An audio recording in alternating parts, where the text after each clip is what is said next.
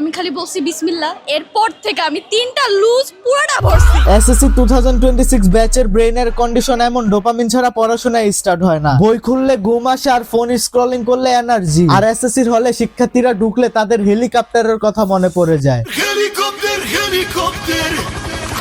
WhatsApp guys, ইসমি প্রত্যয়। বর্তমানে এমন একটা জেনারেশন এসএসসি পরীক্ষা দিচ্ছে যারা কিনা দিনের বেলা এক্সাম দিয়ে এসে চ্যাটজিপিটি থেকে প্রশ্নের উত্তর খুঁজে বের করে, আর রাতের বেলা পড়তে বসে 10 মিনিট মোবাইল দেখার কথা বলে 10 ঘন্টা রিলস স্ক্রলিং করে।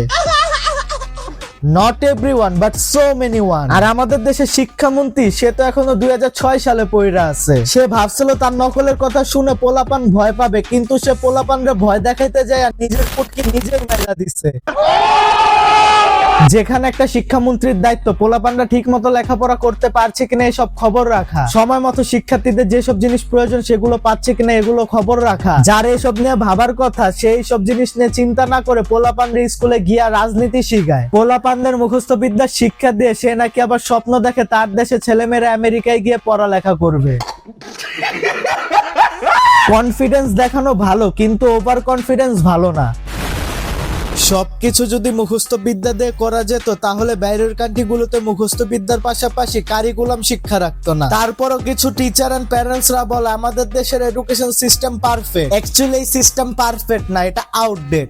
अरे कहना क्या चाहते हो? ক্লাসরুমে টিচার পড়ায় এক জিনিস, এক্সামে আসে আরেক জিনিস। আর এই জেনারেশনের সব থেকে ভয়ঙ্কর স্ক্যাম হচ্ছে আজকে একটু চিল, কাল থেকে সিরিয়াস স্টাডি শুরু করব।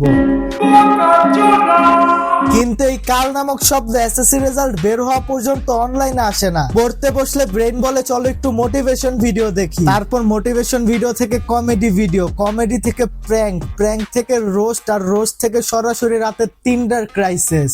অনেক ধন্যবাদ দিতে চাই আমাদেরকে এত কষ্ট দেওয়ার জন্য, ধন্যবাদ। মানে পড়তে বসে তারা লাইফ রিভিউ দিচ্ছে কিন্তু বইটা এখনো পেজ 1-এই পড়ে আছে। আর এক্সামের আগের রাতে সেটা তো আলাদা সিনেমেটিক ইউনিভার্স। এইটা ইম্পর্টেন্ট, ওইটা আসবে, সাজেশন কি আসছে, শেষে দেখা যায় সবাই সায়েন্টিস্ট হয়ে গেছে অথচ কেউই পড়া শেষ করে নাই। সায়েন্স এখন ডিএমসি।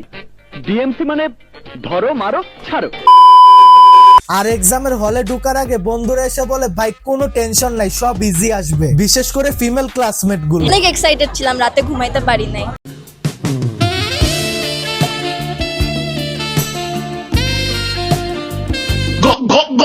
আরে ইজি বলা পাবলিকটাই পেপার দেখে প্যানিক অ্যাটাক করে। সো যাই হোক, পোলাপান অ্যাকচুয়ালি লেজি না, তারা ওভার ডিস্ট্রাক্টেড। আর এই ওভার ডিস্ট্রাকশনের মধ্যে পড়াশোনা করা মানে পাবজি খেলতে গিয়ে নেট 2G হয়ে যাওয়া। সিনেমার মতো ডেইলি 10 ঘন্টা পড়তে হবে, এইসব সিনেমেটিক ডায়লগ দেওয়া বাদ দাও। অ্যাকচুয়ালি আমি কাদেরকে কি বলছি, এখনের পোলাপান তো এক একটা পাকনা 5 মশলা। ভাবছিলাম মিলনের টাইমে কঠিন কোশ্চেন আসবে।